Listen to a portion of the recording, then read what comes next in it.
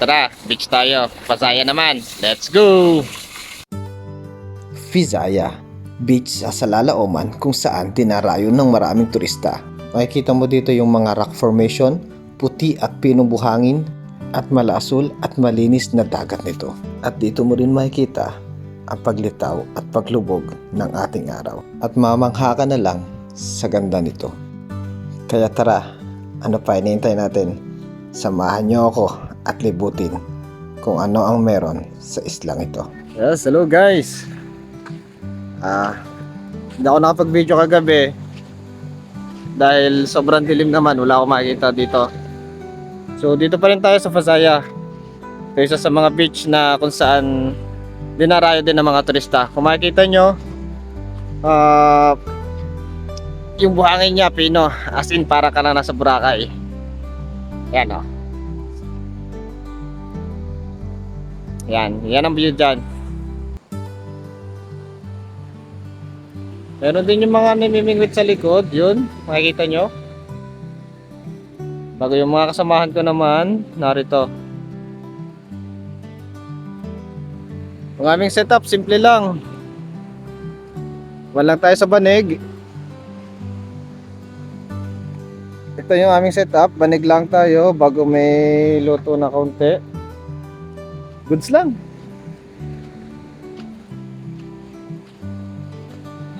Si Paring Balong, liligo na.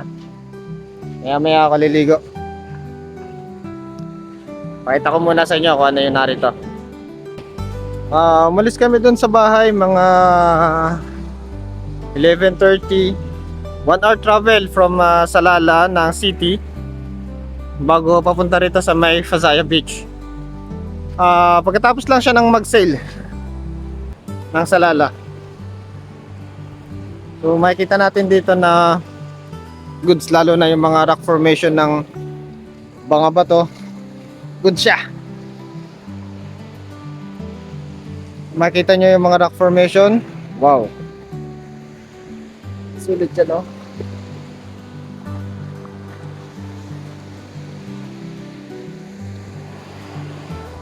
Lalo na to mamaya kapag mas umaraw, mas makikita namin yung ganda ng Visaya. Kita nyo naman. Bago may dagat. Bago yan. May kuweba din dito, maliit lang na kuweba. Punta natin yung maliit na kuweba na sinasabi nila. Maliit nga. Ito yung sinasabi nila maliit na kuweba.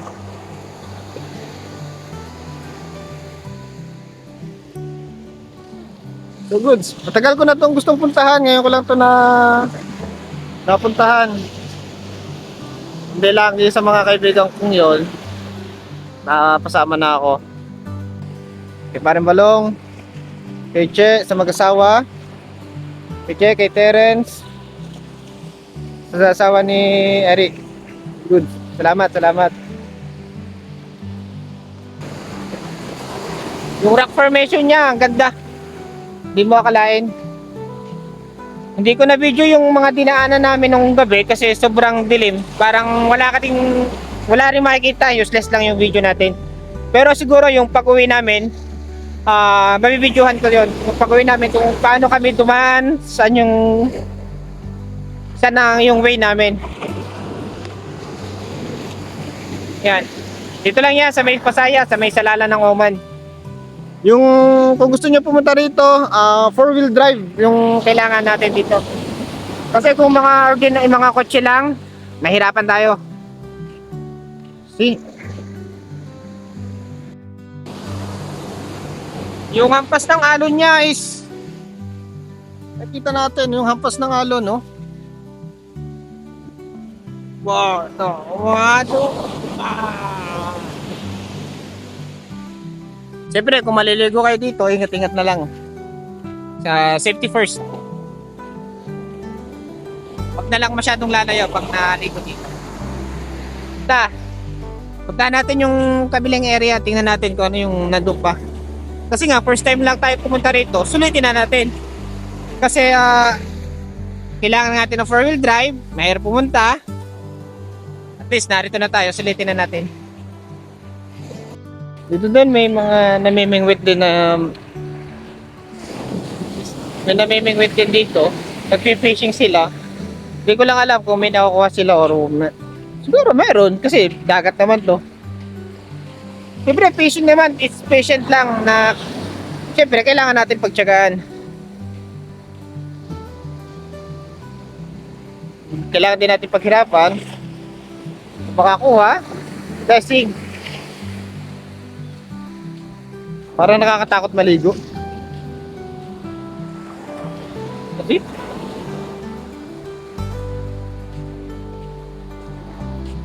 parang hinuhukay yung lupa, yung buhangin.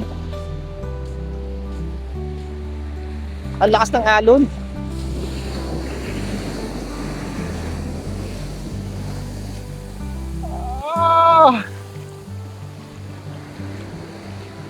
Ang lamig ng tubig. Hindi siya tulad ng sa atin na mainit. Malamig yung tubig niya. Oh. So, hintay lang natin na magliwanag yung araw, ano? Oh, goods naman. Ganda, ganda. Ganda ng Pasaya. Isang lugar na to na marirecommend ako na pupunta kayo pag kayo narito sa May Salala. Maganda yung Pasaya. Take note lang kasi wala ditong masisilungan. Masilungan ninyo, oh. Siguro mga nasa bato lang. Mahirap. Walang masisilungan dito. Kung dala na lang kayo ng mga pawayong kung meron tent, okay na din. Sunset is good. Kasi makikita nyo yung sunset dito. Doon lang yung sunset. Yan ang ginagawa nila. Meron na nagpi-fishing, merong naliligo. So maliligo na rin ako. Pamalit lang tayo. So ito na yung kanyang sunrise.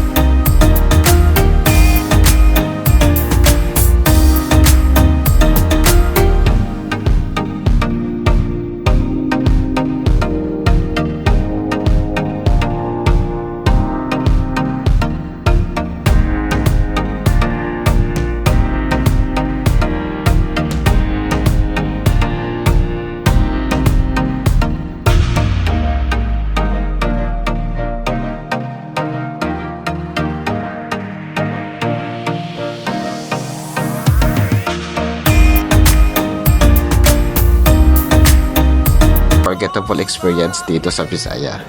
Ito ang experience na kahit saang agency mo man i-book o kahit anumang high-end resort pa yan ay hindi yan matutumbasan dahil ang true connection and true friendship will be always priceless.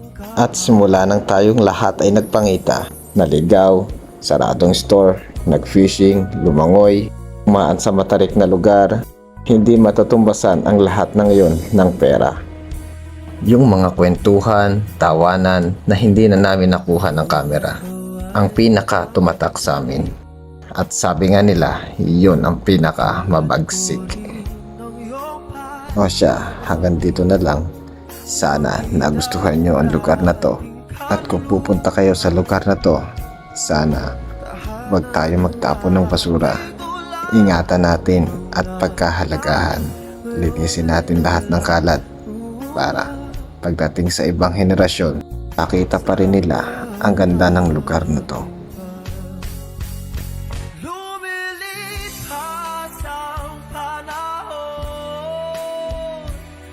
nabiyak ng ating gunita sa paglipas ng panahon. Bakit kailangan din lumisan?